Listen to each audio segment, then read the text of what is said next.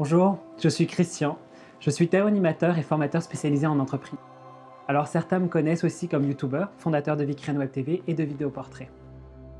Chaque personne possède des compétences et des intérêts qui lui sont propres, qui le rendent unique. Et c'est ce que je trouve fascinant, c'est de constater combien les compétences des uns facilitent la vie des autres et ainsi de suite. Ces interactions mises ensemble créent des groupes qui développent également leurs propres aptitudes et depuis que le monde est monde, nous construisons, nous fabriquons, nous créons afin de nous faciliter la vie. Alors par contre, j'ai vraiment des fois l'impression que nous avons manqué la coche et que nous sabotons les interactions humaines et professionnelles ainsi que notre capacité à évoluer et s'adapter.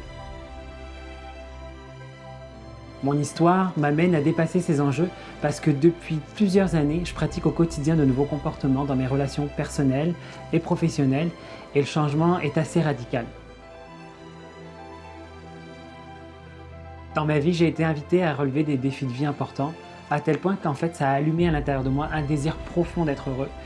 Et ce désir a fait en sorte que je devais répondre à cet appel en atteignant mes objectifs et en réalisant mes rêves.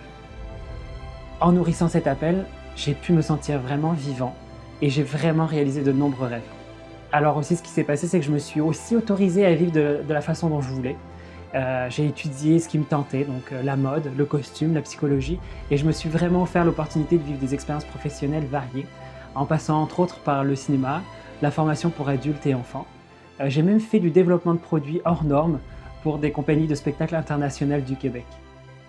Entre-temps, j'ai découvert le jeu du Tao, dans lequel vraiment je me suis reconnu, parce qu'il rassemblait en fait des outils de communication, d'introspection, dont je me servais, et il a cette capacité de rendre le tout ludique et efficace, avec tout un tas d'autres éléments basés sur la coopération et l'émergence de solutions.